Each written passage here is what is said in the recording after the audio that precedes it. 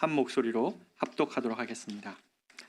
갈라디아서 2장 20절의 말씀입니다. 시작. 내가 그리스도와 함께 십자가에 못 박혔나니 그런즉 이제는 내가 사는 것이 아니요 오직 내 안에 그리스도께서 사시는 것이라. 이제 내가 육체 가운데 사는 것은 나를 사랑하사 나를 위하여 자기 자신을 버리신 하나님의 아들을 믿는 믿음 안에서 사는 것이라. 아멘. 자리에 앉겠습니다.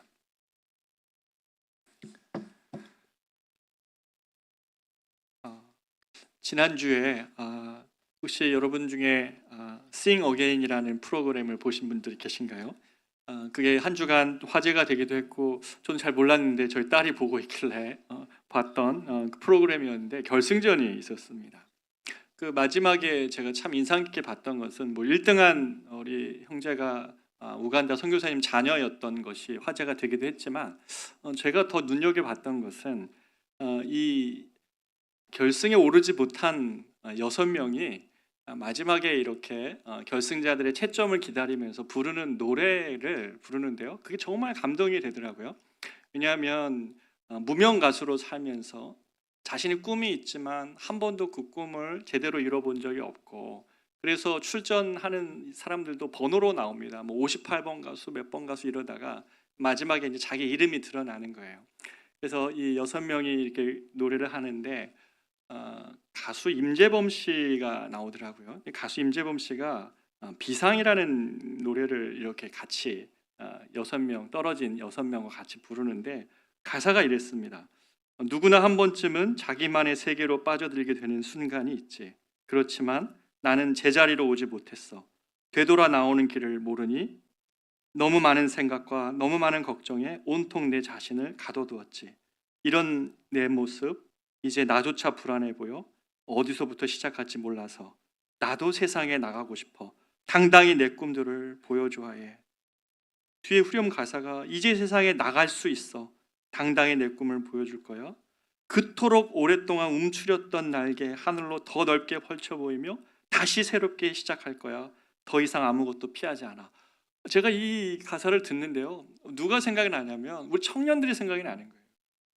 우리 청년들 중에 지금 이야기하지 않습니까? 우리 성도들 신방에 보면 성도들 가정에도 있고요, 이 시대 안에도 한 50만 명 가량이 되는 청년들이 계속된 실패나 세상에 두려워서 한 발자국도 못 나가고 있는데 그냥 자기만의 세계로 들어갔다가 빠져나오는 길을 못 찾아가지고 그 안에 갇혀 있는 것 같은 우리 청년들.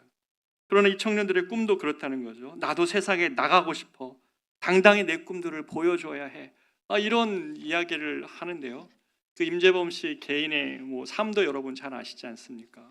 많은 종교에 귀의했다가 한동안 방황하다가 아내가 전해준 어떤 말씀 때문에 종교의 신앙에 들어왔던 그런 사연들이 다 있었던 것을 저도 기사를 찾아보면서 알게 되었는데, 제가 왜 이 얘기로 시작이 되냐면 사람은요 누구나 지금의 나보다 더 나은 사람이 되고자 하는 욕망이 있습니다. 그게 없다면 삶을 살아갈 수가 없죠. 물론 우리 안에는 죄와 관련된 욕망도 있습니다. 안 좋은 욕망, 탐욕도 우리 안에 자리 잡은 건 사실입니다. 그러나 우리 사람 안에는 적어도 현재의 나보다 더 낫고자 하는 선한 욕망을 하나님이 우리 안에 주셨습니다. 또 다른 욕망도 있지요. 현재의 상황을 조금 더 나은 것으로 만들고자 하는 기대감입니다. 이것은 어떻게 보면 현재에 대한 불만족으로부터 시작되기도 하고 어떤 이상적 목표에 다다르고자 하는 열망 때문에 생겨난 욕망이기도 합니다. 더 나은 내가 되고자 하고 현실을 좀 바꿔서 어떤 이상적인 목표에 도달하고자 하는 이런 욕망은 어떻게 보면 사람의 변화나 성장에 있어서 매우 필수적인 요소에 속한 것이라 할 수 있습니다. 이게 없으면 사람에게는 아무런 동기부여가 안 생겨나는 것이죠. 그런데 문제가 하나 있습니다. 그것은 뭐냐면 더 나은 내가 되고자 하는 것이나 또는 어떤 이상에 이루고자 하는 우리의 모든 시도가 번번이 실패한다는 것입니다. 경험적으로 아마 느끼시기 있겠지만 이런 만약 우리의 신앙생활에 있어서도 어떤 더 나은 내가 되고자 하는 노력이나 어떤 이상적인 목표를 설정해 놓고 신앙생활을 하면 100번 실패해도 100번 시도해도 100번 실패하게 됩니다. 예를 들어 볼까요? 주일날 우리가 큰 은혜를 받고 많은 것들을 결단하고 결심하면서 저 문을 나서지만 주중에 이런저런 일들 때문에 그 영혼의 상태가 주일날 나올 때는 다시 깨져 있고 다시 넘어져 있는 상태로 주일날 우리가 이 예배 자리에 나올 때가 너무나 많이 있습니다. 만약에 이런 것이 우리의 신앙의 모습이라고 할 때 성도의 신앙이라는 것이 결국 이거 아닌가? 진자의 양끝처럼 어디 한 지점에서 출발한 다음에 그 지점에 그 다음 축에 이르면 거기서 다시 되돌아와야 되는, 이렇게 요 안에서만 계속 맴도는 거, 이렇게 하는 것이 신앙생활인가 하는 고민을 하지 않을 수 없다는 것이죠. 그리스도인으로서 자신의 모습이 늘 출발에서부터 얼마 가지 못한 늘 원점 원저리에 머물러 버리고 많은 신앙인이 되는 이런 함정에 우리가 빠져버리게 된다는 것입니다. 저 역시 어려서 목회자 가정에서 컸고요. 저 역시 좋은 크리스찬 되는 것이 목표였습니다. 바른 크리스찬 되자. 저도 저희 아버지 개척하실 때에 그 모습 속에서 나는 바른 크리스찬 돼야지, 욕 안 먹어야지, 그리고 좀 하나님께도 좀 내놓을 만한 그런 사람 돼야지, 그런 마음의 소원을 갖고 있었습니다. 그래서 좋은 책들도 읽어보려고 노력했고 많이 읽어보려고 했고 또 실천적인 삶이 중요하다고 생각해서 그런 현장에 그런 삶에도 많이 뛰어들어 봤습니다. 그런데 이렇게 신앙생활할수록 문제가 하나 있는데 뭐냐면 의식은 계속 높아지고 고상해집니다. 신앙의 어떤 생각은 계속 높아지지만 문제는 뭐냐면 내면이 함께 따라와 주지 않는 것입니다. 내면은 항상 그렇지 않은 것을 경험한다는 것이죠. 시간이 흘러가면 우리의 마음에 어두움이 저절로 물러가고 조금 더 평안한 삶을 마음에 유지를 하고 더 깊은 믿음의 세계로 자연스럽게 들어가는 줄 알았는데 그게 아니더라는 것입니다. 오히려 신앙생활이 깊어지면 오래될수록 우리의 의식과 우리의 내면 사이에 엄청난 격차를 계속 보는 것입니다.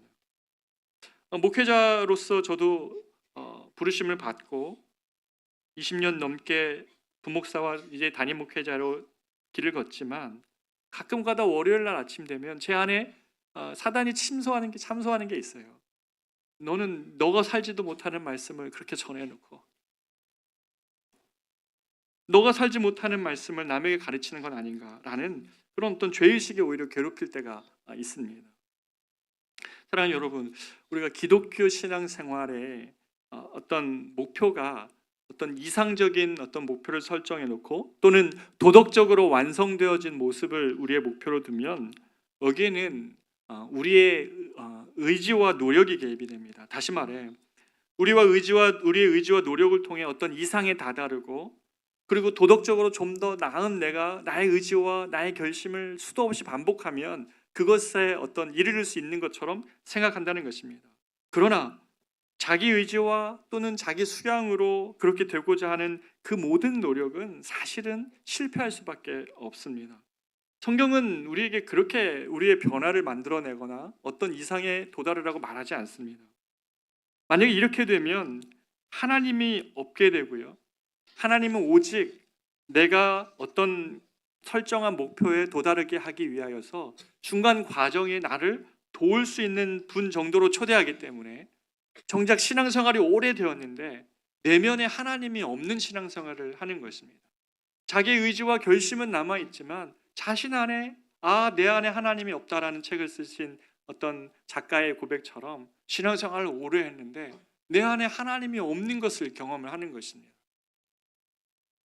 우리가 새로워지려면 어떻게 해야 됩니까? 어떻게 하면 우리가 우리의 신앙생활에서 새로움을 경험할 수 있는 것입니까? 한 가지밖에 없습니다. 그것은 하나님이 우리 삶에 깊이 침투해 들어오셔야 됩니다. 하나님이 저기 먼 밖에 계시는 분이 아니라 내 삶에 깊이 침투해 들어오실 때야만 변화가 일어납니다. 그럴 때 우리가 우리 삶의 주도권을 내어드리고 그 주님이 우리 주도권을 가지시고 우리를 이끌어 가실 때만 우리에게 변화가 나타나는 것입니다. 그런데 우리가 이런 현재의 나보다 나은 삶, 또는 하나님이 내게 계획하시고 나에게 의도하신 삶으로 나아가기 위한에서는 중요한 것은 출발점인데요. 이 출발점이 무엇이어야 되냐면, 그 출발점은 진정한 자기 자신으로 돌아와야 되는 것, 바로 거기가 출발점입니다. 무슨 말인가 하면, 우리가 신앙생활할 때 이 마더 테레사나 어떤 위대한 신앙의 위인들이 우리 신앙의 출발점이 아니라, 우리 신앙의 출발점은 진정한 나, 진짜 나의 모습이 출발점이 되어야 된다는 것입니다. 김다니엘인 저는 때로는 심지가 약하기도 하고, 때로는 우울한 마음에 들 때도 있고, 죄의 번성을 벗지 못하는 그런 나라는 사실을 인정하는 것입니다. 만약에 우리가 나라는 현실이 외면되어진 채 높은 이상만 이야기하면 신앙이 굉장히 추상적이 됩니다. 그리고 그러한 기준을 말하는 것이 마치 자기인 것처럼 생각합니다. 그리고 그러한 기준으로 다른 사람을 계속 정죄합니다. 신앙의 출발점은 거기가 아닙니다. 신앙의 출발점은 나라는 존재의 그 낮은 자리로 내려오는 것이 신앙의 출발점인 거죠. 남들이 알지 못하는, 그러나 날마다 마주하는 진짜 내가, 여기가 신앙의 출발점인 것입니다. 교회도 마찬가지입니다.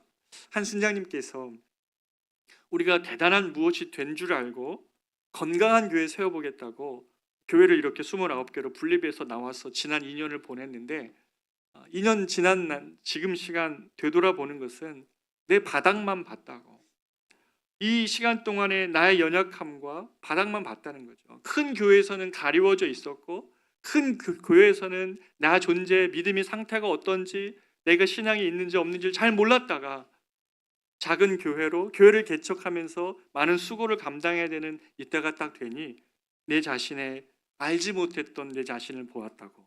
근데 그것이 감사하다고 그렇게 고백을 해 주셨습니다. 이게 진짜 우리인 거죠.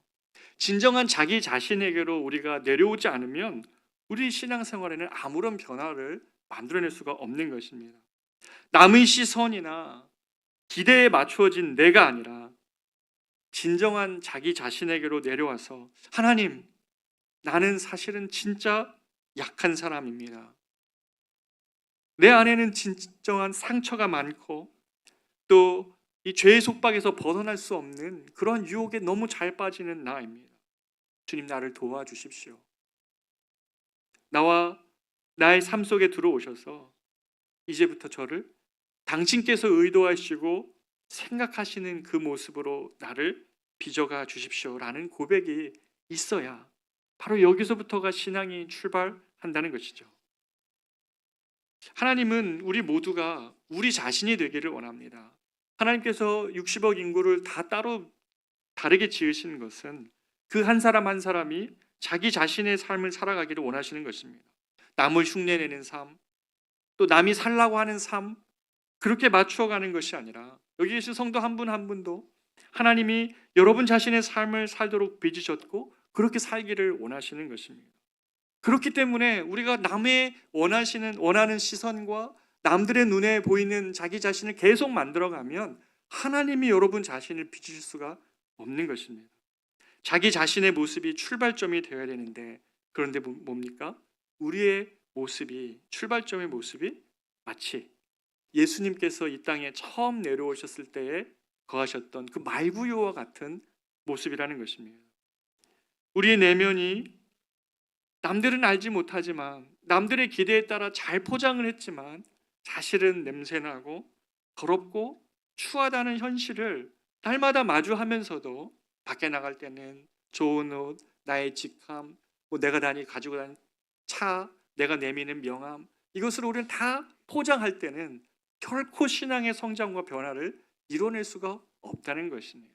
내 자신이 말구여와 같다는 사실을 인정할 때에 거기서부터 신앙의 변화가 시작되는 것이라는 것입니다. 그렇지만 주님이 그 더럽고 추하고 죄로 가득한 욕망의 자리에 주님이 거절하지 않고 내려오셨습니다. 그리고 그곳에서 주님이 자신의 시작을 하셨다는 것이죠. 바로 그 주님 때문에 우리는 그 주님의 십자가 앞에 우리의 모든 더럽고 추함고 연약한 것들을 못 받고 부활하신 예수 그리스도께서 주시는 그 새로운 생명을 가지고 살아가는 것, 바로 여기에 신앙의 출발점이 있는 것이죠.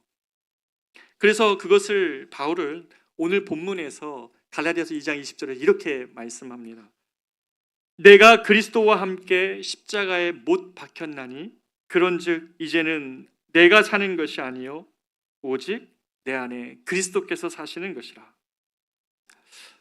우리가 익히 알고 있는 이 본문이 있는데요, 이 본문을 한 줄을 가지고 이 말씀을 전하기 위하여 준비하다가 문득 전에는 오직 내 안에 그리스도께서 사시는 것이라 이 앞에 뒤에 부분이 저한테 많이 들어왔었는데, 오늘 말씀을 준비하면서는 너무 낯설게 내가 그리스도와 함께 십자가에 못 박혔나니 할 때 이 내가가 들어오는 겁니다.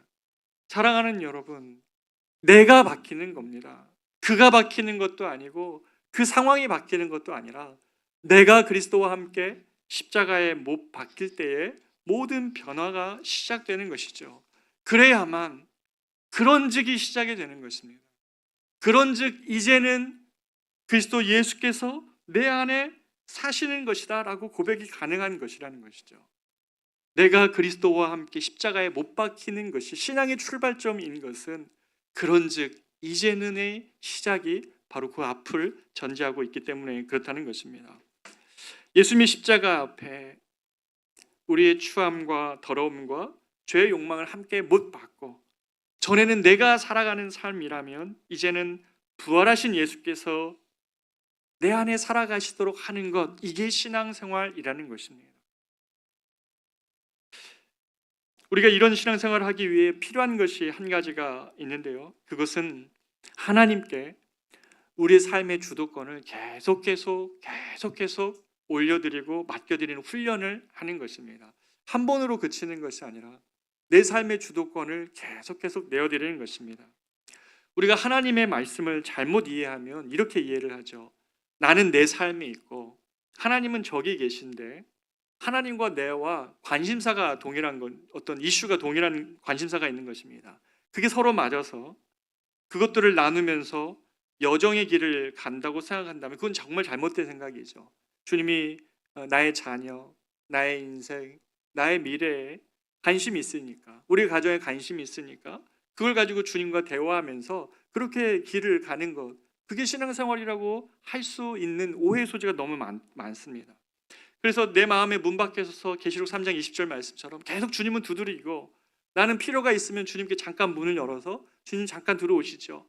그리고 차 한잔 나누고 이제 됐으니 다시 나가십시오. 문 닫고. 우리가 이렇게 신앙생활을 하게 되는 경우가 많이 있습니다. 그러면 그런 경우에는 아무런 변화가 일어나지 않습니다. 신앙생활 100년을 하더라도, 신앙생활을 정말 오래 한다 할지라도 아무런 변화가 거기서는 만들어지지가 않는다는 것입니다. 우리가 주님의 문 밖에서의 우리 인생을 향하신 두드림의 때가 다 있으셨을 것입니다. 주님이 마치 내 문 밖에 서서 나의 인생을 두드리는 것처럼 어느 날 낭만과 좌절의 깊은 밤에, 아무도 찾아올 수 없는 그 밤에 내 마음의 문을 노크하고 들어오신 그 주님이 계시다면, 그 주님이 우리에게 원하시는 것은 잠시 담소하다가 우리의 문제를 해결하고 떠나시는 것이 아니라 오늘 계시록 3장 20절 말씀처럼 내가 문 밖에 서서 문을 두드리노니 누구든지 이 음성을 듣고 문을 열면 내가 그에게로 들어가 그와 더불어 먹고 그는 나와 더불어 마시리라, 먹으리라. 이 내가 그 안에, 그가 내 안에 들어오는 것이 신앙생활입니다. 우리가 예수님 안에 들어가고 예수님의 존재와 예수님의 사랑과 예수님의 행동 안으로 들어가고 주님은 나의 존재와 나의 행위와 나의 모든 삶 안으로 들어오시는 것, 이것이 신앙생활이라는 것입니다. 주님께서 내 빈 삶에 들어오셔서 나를 주도하시고 이끌어 가시도록 나를 내어드리는 훈련을 하는 것이 매우 중요한 이유인 것입니다.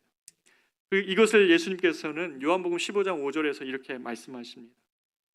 나는 포도나무요 너희는 가지라. 그가 내 안에, 내가 그 안에 거하면 어떻게 해요? 사람이 열매를 많이 맺나니 나를 떠나서는 너희가 아무것도 할 수 없음이니라. 여러분, 이 말씀 정말 믿습니까?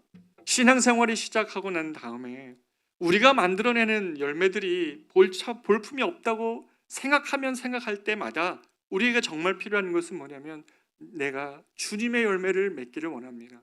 내가 주님 안에 거하고 주님이 내 안에 거하셔서 현재적으로 맺어지는 그 열매 있지 않습니까?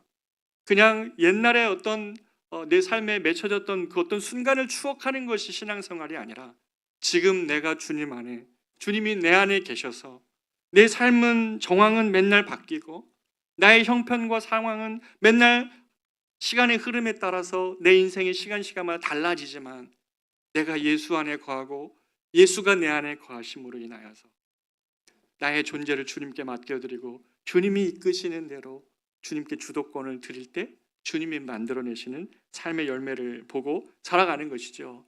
계시록 2장 20절에서 갈라디아서 2장 20절에서 이 말씀 이후에, 우리가 읽은 본문 이후에 5장에 넘어가면 뭐라고 말씀하십니까? 오직 성령의 열매는 사랑과 희락과 화평과 오래 참음과 자비와 양성과 충성과 온유와 절제니. 사랑하는 여러분, 이것이 신앙생활인 것입니다. 내가 이전에 알지 못했던 사랑이 우리 안에 생겨나는 것이고, 내가 전에 알지 못했던 희락이 있는 것이고, 내가 전에 알지 못했던 화평을 누리며 살아가는 것이고, 내가 전에 알지 못했던 오래 참음과 자비와 양성과 충성스러움과 온유와 절제의 모습이 우리 안에서 현재적으로 생겨나는 것, 이것이 주님께 우리의 주도권을 내어드리며 살아가는 삶의 모습인 것입니다. 그래서 빈집 같은 내 존재 안으로 주님이 들어오셔서 나를 하나님께서 의도하신 삶으로 나를 이끌어 가시도록 나를 자꾸 맡기는 훈련을 우리가 해야 되는 것입니다. 우리가 하나님과의 동행이라는 주제로 첫 번째 예배를 말씀드렸고, 두 번째 주에, 지난주에 말씀 묵상이라는 주제를 다룬 것도 바로 이 예배를 통해 하나님의 주인 되심을, 우리를 사랑하신 주님의 우리 삶의 주도권을 맡겨드리며 주인 되심을 고백하는 것이고, 새벽마다 하나님께, 하나님 말씀에 우리를 맡겨드리며 주님의 인도하심을 따라 사는 것을 고백하는 것입니다. 자, 그래서 기독교의 영성은요, 수동적이라고 말할 수 있습니다. 이게 무슨 말인가 하면, 성격적으로 수동적이거나 소심하거나 주눅 들어있거나 욕 안 먹고자 하는 몸살이는 이런 신앙생활을 말하는 것이 아니라, 신앙생활이 수동적이라는 것은 뭐냐면 내 의지가 하나님을 향하여 가장 선할 때 그때조차도 하나님의 뜻이 이루어지기를 원하는 기도를 드리는 것입니다. 그런 의미에서 내가 하나님을 향한 가장 선한 뜻을 품은 그때에도 주님의 뜻이 이루어질 때에 진짜 우리를 향하신 하나님의 선하심이 드러난다는 것을 믿고 그분께 우리 자신을 의탁하는 것, 바로 이것이 신앙생활이라는 것입니다. 이렇게 하나님이 내 안에서 나를 주도하기를 원하며 나를 자신을 드릴 때 우리는 비로소 하나님과의 관계가 형성이 됩니다. 신앙생활을 오래 했는데 하나님은 여전히 저기 계시고 나는 여기에 있는 존재가 아니라, 신앙생활을 하면 할수록 그리스도가 내 안에 계심으로 내가 그와 연합하며 주님과의 이러한 관계 속에서 신앙생활을 하는 것이 신앙의 모습이고 출발점이라는 것입니다. 자, 그렇다면 하나님이 우리 안에 들어오시면 어떤 일이 벌어집니까? 예를 이렇게 들어보고 싶습니다. 어떤 사람이 집을 구한다고 생각해 보십시오. 그 집을 구하는 사람이 세입자로 그 집을 들어갈 때에는 그 집은 절대로 손을 댈 수가 없습니다. 낡아지고 고장나고 문제 있는 것을 확인은 할 수 있지만 그대로 둘 겁니다. 왜냐하면 주인이 아니기 때문에 그렇습니다. 주인이 아니기 때문에 그 문제를 그대로 둘 것입니다. 그러나 하나님께 내 삶의 주도권을 드리면 그분은 우리 삶에 고장나고 흠집나고 냄새나는 그 모든 것을 하나님은 고치실 것입니다. 왜냐하면 그분이 주인이시기 때문에 그렇습니다. 사랑하는 여러분, 집은요, 그 집 주인을 닮아갑니다. 내가 무엇을 집에다 갖다 놓을지, 이것을 어떻게 정리할지, 어떻게 치울지, 어떤 집에 가보면 그 집 주인이 어떤 분인지를 알 수가 있는 것이죠. 그렇다면 하나님께서 우리의 삶에 들어오셔서 이 창조주 하나님께서 우리를 주장하시고 또 사랑과 은혜의 하나님이 우리를 집주인으로 우리 안에 계신다고 할 때에 어떻게 우리 안에 변화가 안 일어날 수가 있겠습니까? 하나님의 은혜와 사랑 때문에 그 사람 안에 변화가 일어나기 시작합니다. 그 이전에는 자신의 삶의 문제를 해결할 수 없어서 고통과 아픈 그 모든 순간을 해석할 수가 없어서 너무나 아픈 삶을 살아왔던 그 삶의 속에서도 하나님이 그 안에 들어가셔서 그 안에 고장나고 아팠고 문제를 일으켰던 모든 것들을 당신의 사랑과 은혜와 진리 안에서 어떤 것들은 수술해내고 어떤 것들은 사랑으로 품어내시고 어떤 것들을 용서하시면서 그 사람을 변화시키는 것이 예수 그리스도가 구주가 된 사람, 그 영혼 안에서 일어나게 하시는 하나님의 놀라운 축복인 것입니다. 사랑하는 여러분, 이것이 신앙생활입니다. 내 열심으로 내 외면을 바꿔내는 것이 아니라 성령께서 우리 안에 오셔서 우리의 영혼의 속사람을 바꾸어 주님이 주인 되셨기에 주님의 성품이 드러나고 주님의 주인 되셨기 때문에 주님이 원하시는 대로 우리의 모습을 바꿔 가시는 것, 바로 여기에 신앙생활의 기쁨과 만족과 감격이 있는 것입니다. 하나님은 절대로 맡기지 않는 일에 일하시지 않습니다. 물론 하나님의 아주 특별한 역사는 사람의 의지에 반해서 일어나기도 하지만 그것은 하나님의 보편 역사가 아닙니다. 하나님의 보편 역사는 사람이 주님의 도우심을 구하며 내 내면이 하나님의 도우심 없이는 변화될 수 없고 내가 내 자신의 주인 되어 살아왔던 삶의 이 많은 문제들의 이 해결책을 내가 해결을 찾을 수 없어서 주님의 지혜와 주님의 능력을 구하며 엎드리는 자의 심령 안에서 주님은 역사하십니다. 그렇게 신앙이 수동적이라고 말하는 것 사이에서 우리의 의지가 개별되어지는 그 순간은, 개입되어지는 순간은 바로 이 지점입니다.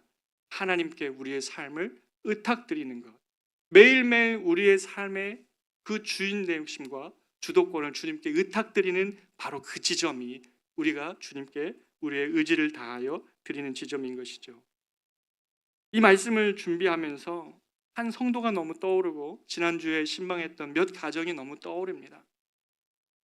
정말 자녀가 너무 아픔 때문에 집 밖을 못 나오는 우리 자녀가 있는 우리 부모의 아픔들, 가정이 너무 아프고 힘들어서 깨진 가정으로 인하여서 고통하고 있었던 우리 성도들, 한 명 한 명들의 내 얼굴들이 너무 많이 떠오르는 것이에요. 사랑하는 여러분, 주님이 우리 안에 들어오셔서 우리를 바꾸어 내실 때에 우리가 기대할 수 있는 게 뭡니까? 신앙생활하면서 우리가 정말 중요한 목표로 삼아야 될 것은 다른 것이 아니라 주님의 형상이 내 안에 나타나는 것이죠. 말씀을 준비하면 이 찬양이 많이 떠옵니다. 우리의 삶에 이 찬양이 정말 회복되어지기를 원하는데요. 찬양이 이렇습니다. 주님의 뜻을 이루소서, 고요한 중에 기다리니 진흙과 같은 날 빚으사 주님의 형상 만드소서, 주님의 뜻을 이루소서, 고요한 중에 기다리니 진흙과 같은 날 빚으사 주님의 형상 만드소서. 사랑하는 여러분, 우리가 주님께 우리의 삶을 주도권을 의탁드리고 우리의 영혼 안에 오셔서 우리를 다스려 주시기를 매일매일 간구할 때에 주님은 우리를 주님의 형상으로 바꾸어 가실 것입니다. 그것은 주님의 기쁨입니다. 두 번째로, 하나님 우리 안에 들어오실 때 일어나는 또 하나의 일이 있다면 그것은 예수 그리스도 때문에 우리 자신과의 화해의 삶이 시작이 됩니다. 치유가 일어난다는 것이죠. 단순히 심리학적인 치유를 말하는 것이 아닙니다. 단순히 위로를 주셨다는 의미가 아닙니다. 예수 그리스도 안에 있기 때문에 우리를 치유하시는 죄의 권세에서 우리를 빼뜨려 내시고 우리 안에 세상이 주었던 여러 가지 관점과 가치와 세상의 물리적인 폭압과 세상의 가치관 때문에 상하고 찢긴 우리의 심령을 주님이 회복시켜 내신다는 것입니다. 우리는 세상 안에 있기 때문에 때로는 연약하다고 느끼고 못난다고 느끼고 자꾸 실패하는 나 자신과 같은 우리 자신의 모습이 있습니다. 그런데 만약에 이런 우리 자신을 예수님 안에서 화해하지 않은 채 신앙생활하면 우리 자신의 모습은 자꾸 감추고 다른 이의 연약함과 잘못도 보듬어 안거나 용납해 주지 못하는 모습으로 변해갑니다. 그리스도 안에서 자기 자신이 얼마나 많은 용납을 받았는지, 하나님께서 우리를 사랑하심이 크기가 얼마나 크고 놀라운지를 경험한 적이 있는 사람에게 이 하나님의 사랑과 용납함이 흘러가는 것이죠. 그러나 자기 자신을 용납하고 사랑해 본 적이 없는 사람은 그것을 지적하는 사람의 그 지적을 용납할 수가 없습니다. 무진장하게 화가 나고요. 그리고 또 나의 약함과 연약함이 그대로 투영되고 있는 자녀의 모습을 보면서 또 화가 나죠. 그러나 예수님께서 우리 안에 들어오셔서 사랑과 은혜로 우리 내면에 있는 깊은 상처와 때로는 이 세상 안에서 살면서 주는 열등감이나 또는 치열한 경쟁심이나 우리 안에 있는 아픔을 어루어 만주며 치유해 주실 때 우리는 비로소 우리 자신과 화해가 이루어집니다. 우리 자신의 용납함이 하나님께 우리에게 얼마나 용납해 주셨는지를 알기에 다른 사람도 그대로 받아들이면서 다른 사람의 모습 그대로 용납해 줄 수 있는 용기가 우리 안에 생겨납니다. 하나님께서 저도 목회자 가정으로 부르시고 저를 목회자로 세워가시는 이 과정에 저 역시 숱한 상처나 아픔과 또 외로움도 있었습니다. 어떨 때는 가슴에 박힌 말 한마디가 이 가시처럼 빠지지가 않아가지고 목에 갈린 가시처럼 늘 고통스럽게 했던 그런 시간도 있습니다. 그러나 하나님께서 저의 깊은 내면을까지 내려가셔서 그곳에까지 찾아와 주셔서 어루만지시고 귀 기울여 주시며 주님이 상처를 치유해 주셨기 때문에 저 역시도 여기까지 올 수 있었습니다. 요나가 저 깊은 바닷가 그 고래의 뱃속에서 산의 뿔이라고 말하는 바다의 그 깊은 곳에 갈 때에도 요나의 음성을 들었던 분이 하나님이셨던 것처럼 사랑하는 저와 여러분이 그리스도의 사랑과 은혜 안에서 이 용납함과 이 받아들여짐을 경험할 때에 하나님은 우리 안에서 새로운 변화와 새로운 삶을 시작해 내시는 것이죠. 그렇기 때문에 깊은 상처를 경험하고 내면에 깊은 절망이 찾아올 때에 우리는 더 나은 내가 되려는 노력을 하는 것이 아니라 주님을 초대하는 것이 필요한 것입니다. 다윗이 우리아의 아내와 동침한 다음에 이 나단 선지자를 통하여 다윗의 죄가 처절하게 지적이 됩니다. 다윗은 이 나단 선지자의 지적 때문에 다윗의 시편 51편에 보면 나의 죄가 바로 내 눈앞에 있는 것 같습니다 이렇게 얘기합니다. 그러니까 자기 죄가 안 보이는 것처럼 살다가 비로소 내가 얼마나 죄로 가득한 존재인지를 깨닫게 됩니다. 그러면서 다윗이 또 이렇게 얘기하죠. 나는 죄 중에서 모태에서부터 죄주 가운데 태어난 사람입니다라고 그렇게 자신의 죄에 대해서 심각하게 직면을 합니다. 그런데 비록 다윗이 이 자기 자신에 대한 이 절망과 쓸모없는 자신에 대한 마음에 빠져 있었지만 다윗이 잘한 것이 그때 하나 있었습니다. 그것은 뭐였냐면 이것이 다윗을 다윗되게 했는데 그것은 바로 그 순간에도 하나님을 초청하였다는 것입니다. 시편 51편 10절에 보면 하나님이여 내 속에 정한 마음을 창조하시고 내 안에 정직한 영을 새롭게 하소서. 나를 주 앞에서 쫓아내지 마시고 주의 성령을 내게서 거두지 마소서. 주의 구원의 즐거움을 내게 회복시켜 주시고 자원하는 심령을 주사 나를 붙드소서. 다윗이 깨달은 건 뭐냐면 내 안에 원래 깨끗한 마음이 없었다는 사실을 깨달았습니다. 왕이 되고 뭔가 대단한 이스라엘의 목자가 되어서 자신은 괜찮은 줄 알고 살았는데 실제로 자기 자신의 죄에 대하여 직면해 보자 내 안에 본래 없었던 이 정한 마음이라는 것은 주님이 창조해 주시지 않으면 내 안에 없었다는 마음, 사실이 없었다는 것을 다윗이 깨닫게 됩니다. 그래서 내 안에 본래 없던 깨끗한 마음을 주님이 창조해 주시기를, 내 안에 정직한 심령이 새롭게 되기를 구하며 주의 성령이 자신을 떠나지 않고 다시 함께해 주시기를 초청하는 것입니다. 그럴 때 하나님은 거룩하신 하나님이시지만 우리를 향한 긍휼과 사랑으로 죄 중에 있는 우리에게도 기꺼이 그리스도 안에서 성령 가운데 찾아오십니다. 다윗은 그래서 확신하며 이렇게 고백하는 것이죠. 시편 51편 17절에 하나님께서 구하시는 제사는 상한 심령이다. 상한 심령의 제사라고도 안 되어 있습니다. 원문 그대로 보면 하나님이 구하시는 제사는 그냥 상한 심령이래요. 상한 심령 그 자체가 하나님이 구하시는 예배라는 것이에요. 그러면서 하나님이여 상하고 통회하는 마음을 주께서 멸시하지 아니하시리이다. 이것이 주님의 우리를 향하신 말씀 마음입니다. 우리는 주님께서 상하고 찢겨진 우리 심령 가운데 찾아오셔서 깊은 우리 내면의 죄와 허물까지 주님은 다 들춰내실 것입니다. 우리 안에 들어오셔서 주님은 그것들을 그냥 방치하시는 것이 아니라 드러내실 것입니다. 2024년 주님과 동행할 때에 제가 여러분에게 감히 드리는 축복은 하나님이 여러분 안에 들어오셔서 우리들 안에 있는 문제가 되고 있는 하나님이 기뻐하지 않으시는 것들을 다 들춰내셨으면 좋겠습니다.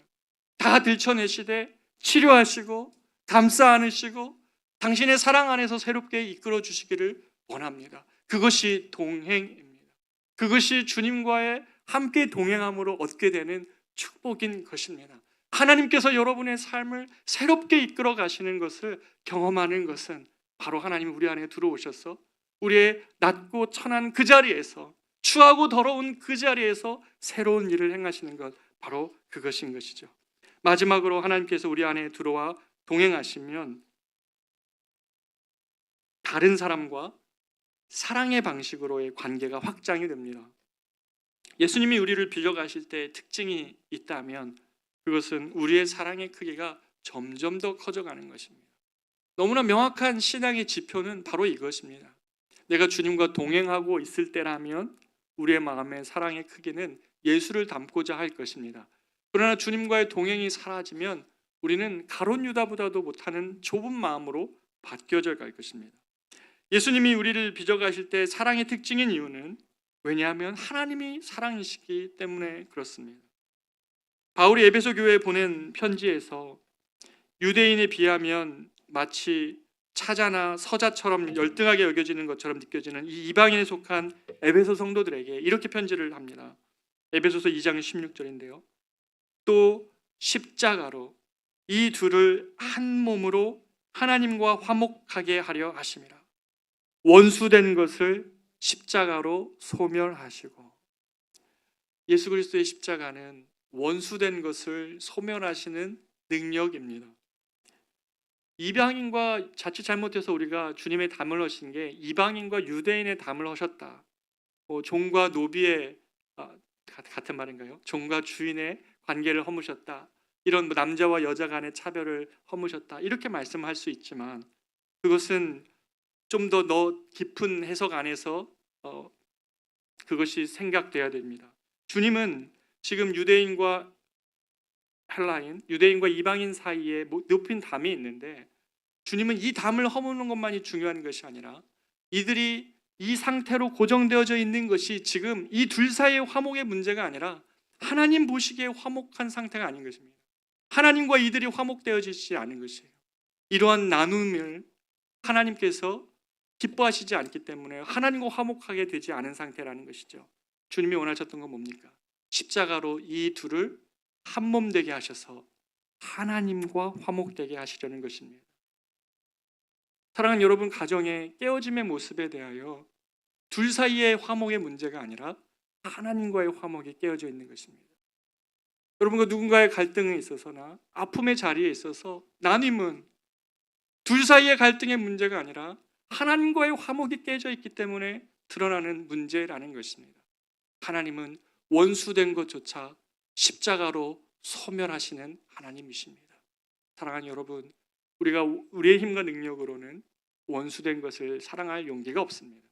그런 힘과 능력은 우리 안에 없지만 내 능력과 지혜가 아니라 오직 성령의 능력과 그 성령의 지혜에 온전히 의지할 때 가능하게 하는 일이 바로 기독교 신앙 안에 하나님께서 십자가 안에서 주시는 놀랍고도 세상이 알지 못하는 능력인 것이죠.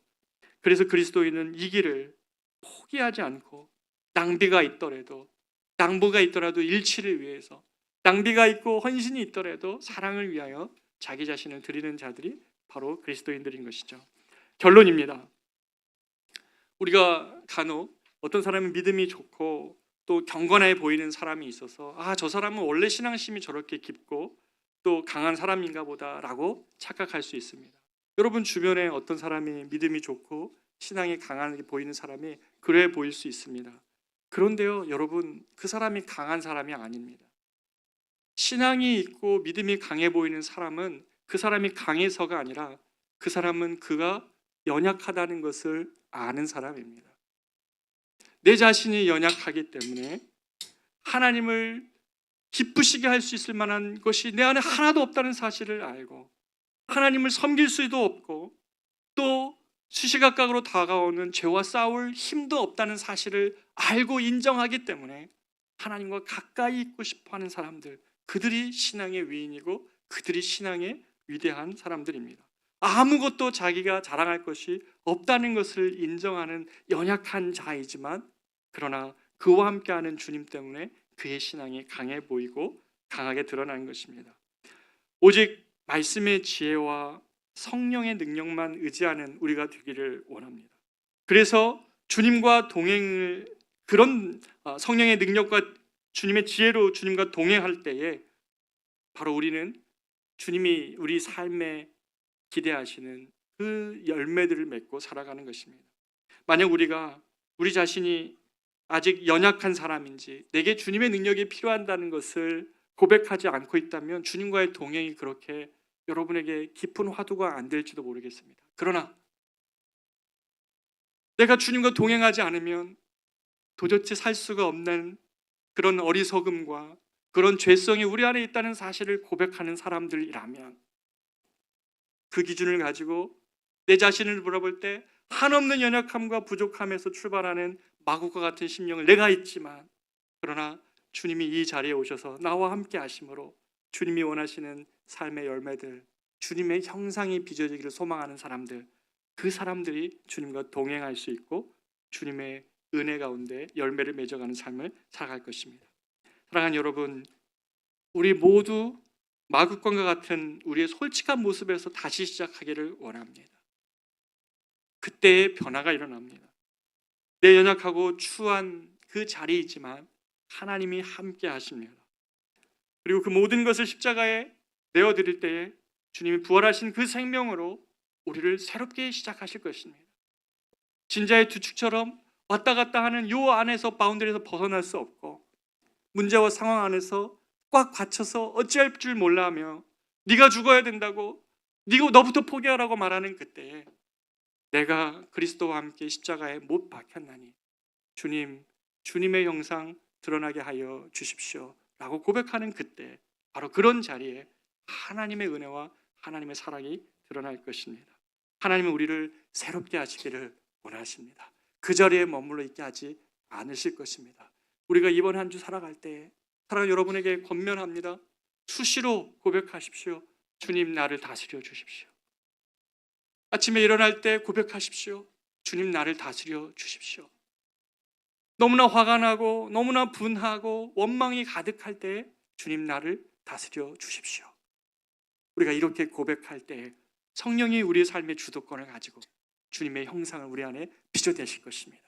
우리 정말 그러한 주님이 빚으시는 우리 커맨시 교회 되기를 원하고, 우리가 대단히 멋진 구호와 슬로건을 내세우는 그런 교회 말고 커맨시 교회 성도들 보니 자신의 연약함을 아는 성도들이더라. 커맨시 교회 성도들 보니 어떤 높은 이상을 추구하고자 하는 열심으로 가득 찬 성도들이 아니라 자신의 연약함을 인정하며 하나님의 뜻이 그들 가운데 임하는 것을 보는 성도들이더라.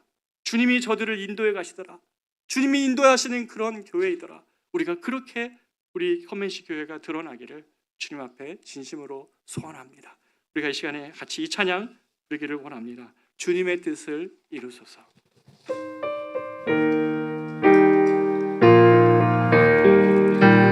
주님의 뜻을 이루소서. 고요한 주의 비난이니 지금과 같은 날 믿으사 주님의 영상 만드소서. 주님의 뜻을 이루소서. 주님 발 앞에 엎드리니 나의 맘속을 살피시사 눈보라 이게 하옵소서. 주님의 뜻을 이루소서. 병들어 몸이 피곤할 때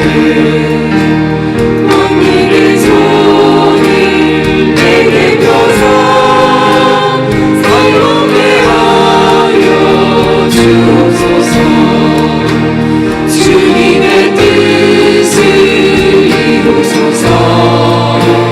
온전히 나를 주장하사 주님과 함께 동행하는 만민이 알게 하옵소서. 사랑하는 성도 여러분, 우린 지금 이 시간 주님 앞에 서 있습니다. 결단해야 됩니다. 진자의 두축처럼 맨날 제자리에 머무는 신앙생활을 할 것인가, 아니면 정말 주님이 내 삶을 주도하시고 내 삶의 주인이 되어주셔서 나의 문제를 드러내시고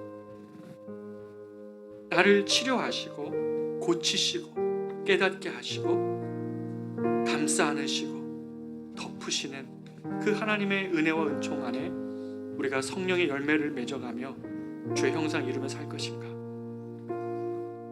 우리의 변화되지 않은 것이 단지 우리의 문제만이 아닌 것은 우리의 그 모습 그대로 우리가 가정에서 아빠이고 엄마이기 때문에 그렇습니다. 그 모습 그대로 우리가 회사와 사회 속에 또 교회 공동체로 있기 때문에 그렇습니다.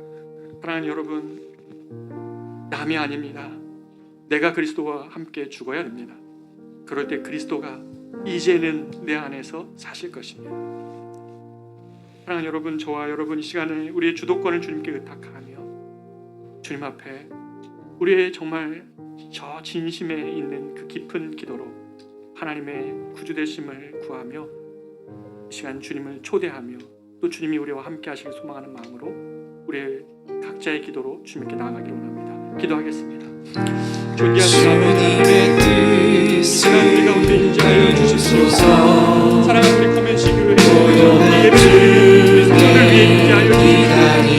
하나님 아버지, 하나님 자신의 하나님 생각과 말과 하나님 계획과 하나님 능력으로 하나님 세상에서 조금 더 좋은 세상을 살아갔으면 좋겠지만 하나님의 아무런 변화와 아무런 진전도 아무런 성장이 없다는 것을 계속 깨달으며 하나님 없는 것을 하나님 없는 것을 드리지 않는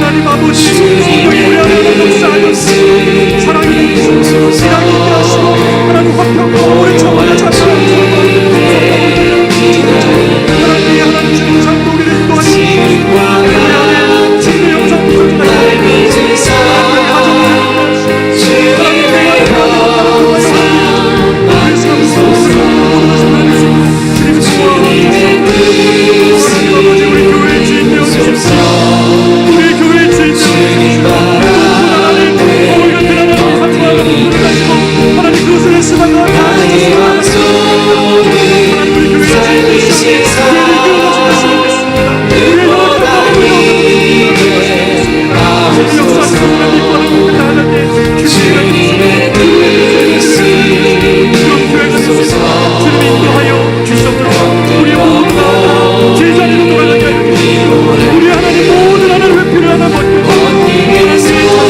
하나님의 자신을 우리 자신을 돌아가서 하나님의 주내 그렇게 세상 가운데 다시 한번 나아가는 우리가 될 수 있도록 인도하여 주옵소서. 주님의 뜻을 이루소서. 고요한 주의 기다림이 진흙과 같은 날 비추사 주님의 영상 받으소서. 다 같이 일어나셔서 충만 찬양하시고 축도함으로 예배를 마치겠습니다.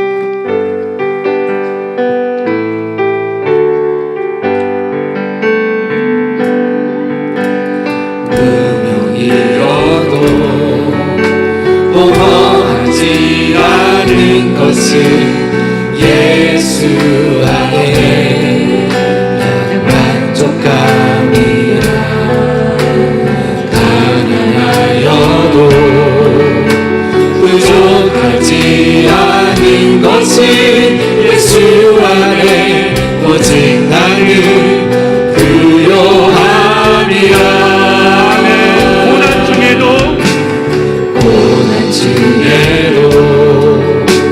견뎌낼 수 있는 것은 주의 계획이기 때문이야. 실패하여도 일어설 수 있는 것은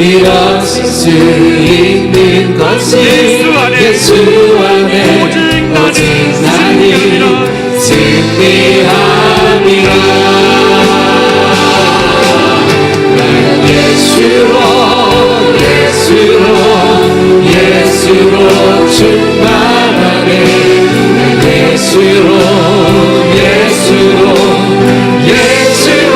충만하네. 난 예수로 충만하네. 영원한 왕 내 안에 살아계시네.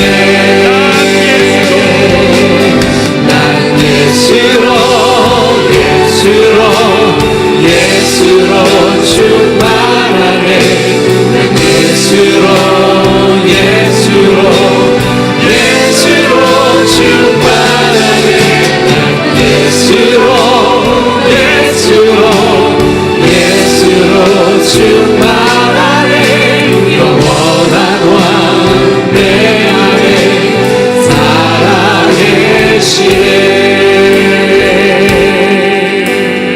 살아계시네. 이제는 우리의 구주 되신 예수 그리스도의 은혜와 하나님의 크고 놀라웠고 측량할 수 없는 사랑하심과 성령님의 동행하시는 은혜와 역사가 그리스도 예수를 우리 삶의 주인으로 고백하며 하나님 마국과 같은 우리 삶의 자리에서 다시 출발하며 하나님의 은혜를 기대하고 주님 앞에 주도권을 내어드려도 안심할 수 있음을 고백하며 그 믿음을 회복하기를 소망하는 사랑하는 모든 우리 커맨시 교회 교우들 한 명 한 명의 머리 위에와 저들의 가정과 저들의 일터와 저들의 삶 위에 그리고 이 한국 교회 위에 이제부터 영원토록 함께 있을지어다. 아멘.